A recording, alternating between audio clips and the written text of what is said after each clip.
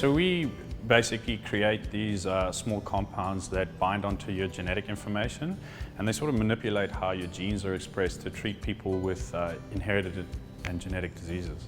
We develop novel therapeutics for rare diseases, and our lab started off trying to find treatments for Duchenne, and using the same technology we've now tried to broaden our scope, and now we're looking at trying to find novel treatments for epidermolysis bullosa.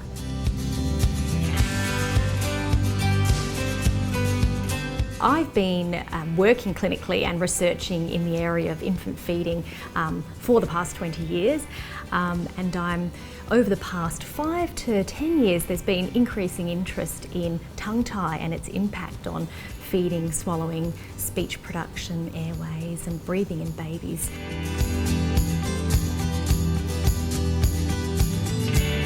My research looks at trying to understand how the cells in the brain change and adapt that allows us to learn new skills. And by understanding that, we hope to find ways of promoting that in, say, with aging-related diseases or with trauma, such as stroke, to help people regain any lost function.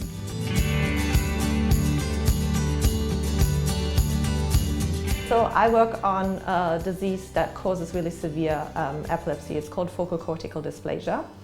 We're trying to use sequencing technology and really cool pattern recognition computational tools in order to figure out what is different in this disorder that originates in the brain from a normal human brain, in order to give these individuals better treatment and stop this disease ultimately from happening in the first place. So I'm a pharmacologist, which means that I study how drugs work inside the body, and specifically I'm really interested in what's happening at the molecular level, so when a molecule of a drug interacts with a drug target, and what are the downstream consequences inside a cell when that happens.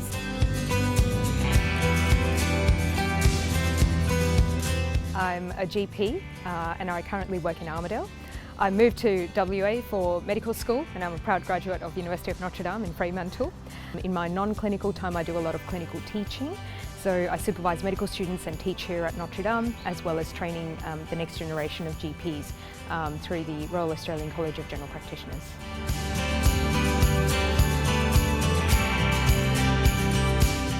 Cybersecurity is a very complex and diverse discipline. My research focuses on Internet of Flying Things and Internet of Health Things. Smart healthcare devices such as pacemakers are vulnerable to cyber attacks, and they present an easy target for cyber criminals.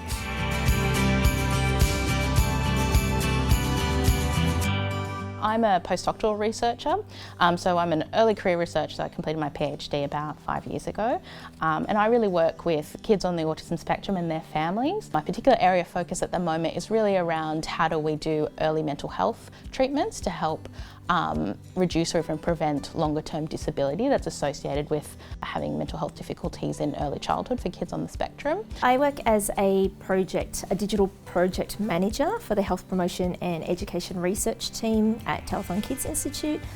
That basically means that I use my skill set in project managing. I also have a background in user experience design thinking, so I'm able to use, I guess, that unique skill set across a number of different research areas at the Institute to basically build apps that help improve the health and well-being of young children.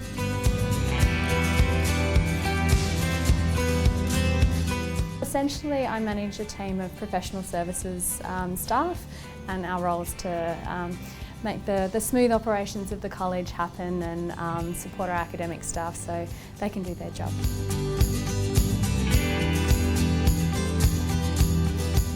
I work as a system engineer at Nova Systems. It's a really cool job. I get to play with all sorts of different technology. I work with our clients to understand the complexity that they might be experiencing within what they're doing in a day-to-day. We look at ways to sort of unpick that challenge and use technology, process and people to put together a solution for them to help them generate value. Often it involves all sorts of cool technology, autonomous systems.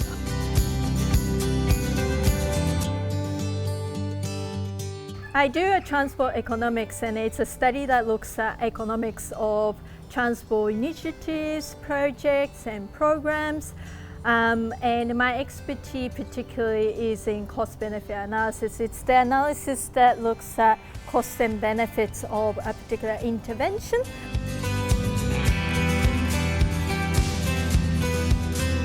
I'm a Senior Lecturer Learning and Teaching Coordinator for the School of Nursing and Midwifery.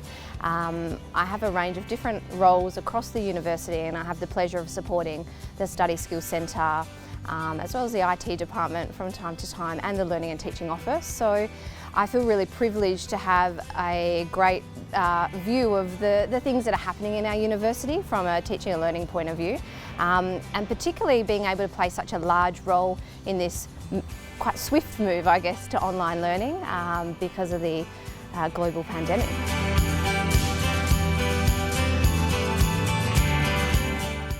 So my research is all about healthy food availability, access and use. So we call it food security. So what that means is trying to make sure that everyone, regardless of where they live or their background, has access to healthy, good quality and affordable food. So in my work, I connect government and community to try to understand all of the different initiatives relating to food that are happening and try to enhance the great work that they're already doing to make it really effective and trying to help everyone to access healthy, good quality, affordable food.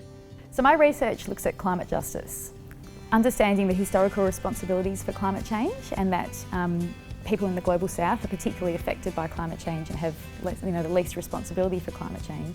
But also in countries like Australia, in the global north, the people who are most affected by climate change are those who are least responsible, and that climate change exacerbates existing vulnerabilities and disadvantages. My work in particular, I'm working with women's groups and activist groups here in Australia and in the Asia Pacific, looking at effective strategies for them to engage in activism and advocacy to government to bring about policy solutions that really uphold climate justice and leave no one behind. So it's quite an ambitious research agenda that is really working with the community and supporting them to bring about the change that they need for their own human rights. I'm here to congratulate all this year's Aspire Award winners. It's a great award, and it does create a lot of interest in science and STEM activities here in Western Australia, and I am sure that it's going to pay off in your careers. In this, our 21st year of our Aspire Awards, I'd like to thank our partners for your tireless work in putting these awards together, for collaborating with us as you do, and also, most importantly, congratulations to our winners. We hope you travel one day to the comforts of your desires and you have a wonderful experience overseas, and this helps you develop your career. Thank you and well done.